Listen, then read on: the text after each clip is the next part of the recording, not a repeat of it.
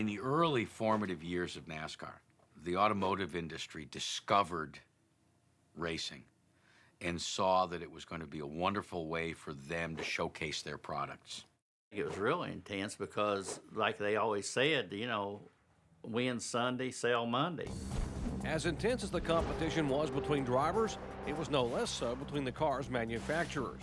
In a complex, ever-evolving war, General Motors, Ford, and Chrysler were constantly developing new ways to one-up each other on the track and in the marketplace. Finally, as things spiraled into chaos, NASCAR intervened by setting guidelines for all manufacturers. That was a very, very competitive era in the sport because in '64, Chrysler came out with a Hemi engine and dominated everything right out of the box at Daytona. By then, Richard Petty already was pretty popular, but now he had something that really would go out there and win those races, and then people would flock to the dealerships on Monday. Then Ford came back with the chopped-down model, and it got very, very competitive. It was just back and forth with a Hemi engine for us, and then NASCAR and 60-pipe wouldn't let us run the Hemi engine because Ford threatened to go home. It got really ugly.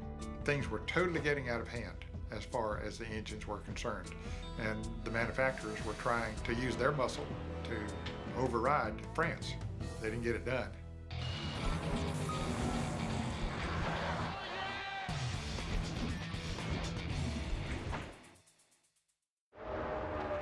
What you had with Cale Yarborough and Darrell Waltrip was definitely old school versus new school. Here comes this big talk on hot shot that all of a sudden he would win a race and then kind of like put it in everybody else's face. And that's probably one of the biggest things that a lot of the guys like Cale Yarborough really didn't appreciate. Darrell Waltrip retired with 84 wins. Cale Yarborough had 83. They each have 3 NASCAR championships. Throw in the fact that their personalities couldn't be more different, and it's easy to see why one of the sport's biggest rivalries ensued in the 1970s. Waltrip is pulling up on Cale Yarborough. Old school Southern guy against this young, hip driver that shot from the lip. Cale just couldn't stand, Darrell talking all the time. Cale Yarborough gave Darrell Waltrip the nickname Jaws because he said his jaws were always flapping. Jaws, Jaws Waltrip. He said he's over there, he's always eating up something. He's always running his mouth and eating up something, old Jaws. The thing is, though, Darrell Waltrip couldn't only talk the talk, he was able to walk the walk by winning races in dominant fashion. And Darrell was always good at turning things around. So that was back in the days when we had the movie Jaws, So he looked at it as like, hey, I'm not just flapping my jaws, I'm the big shark out there coming to get Cale Yarborough.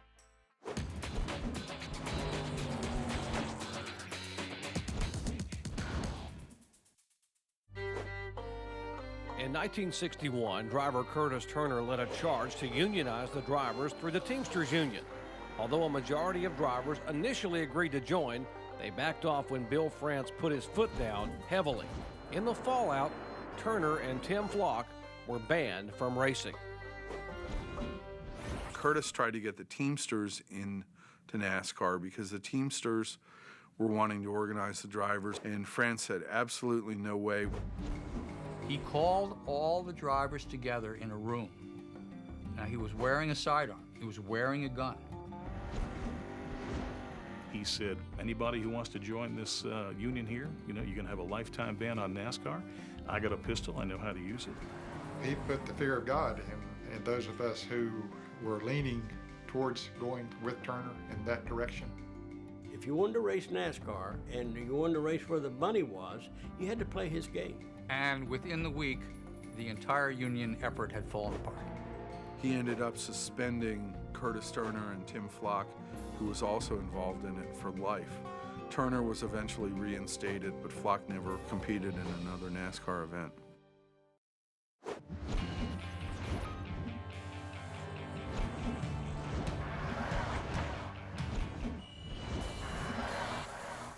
Richard Petty and David Pearson. I don't know if there's ever a point in NASCAR's history where there were 2 very outstanding drivers who battled each other as hard for as long of a period as these guys.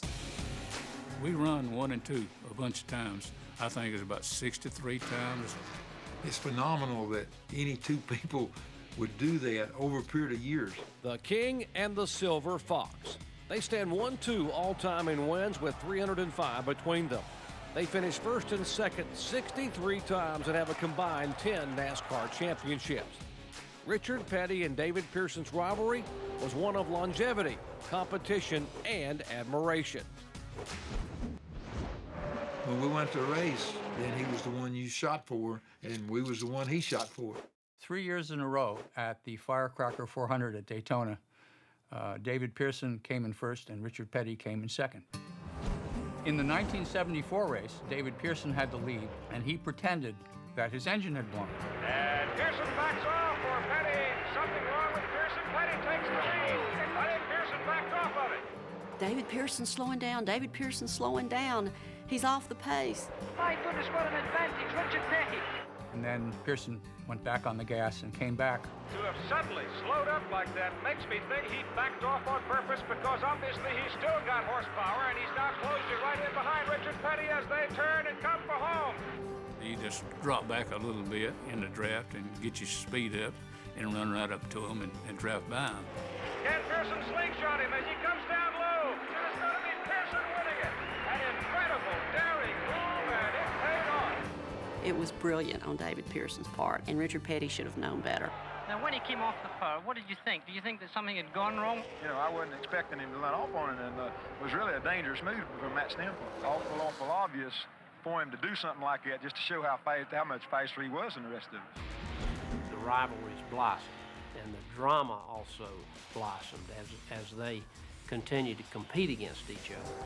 Never was that more evident than at the final lap of the 1976 Daytona 500, and what many rank as the greatest finish in NASCAR history. When they were coming to that checkered flag, Richard came around David as they exited the fourth turn. He hadn't cleared him, and he clipped him. Oh! It's a straightaway. They did hit. Then he smashes into the wall. Will he come across the start-finish line? He's going to win the race. He's going to win it spinning. No, he did not make it. He is less than 100 yards from it. Looked like Petty was going to slide right across the finish line in the grass, and he stopped about 50 feet short. I'm sitting down there, car choked and flooded it out with all the spinning and stuff. Couldn't get the things cranked up. Here comes Pearson. Pearson is going to try to make it across the finish line. Pearson's going to win it. What? Finish for a horse. I've never seen anything like that. It's unbelievable. They were involved in what I think still is the most exciting finish in the history of NASCAR. I tried to do what I tried to do to win, and he tried to do what he done. And I told him I won 7 races down there. I think there's more publicity on 76 race running second than it was winning all those 7.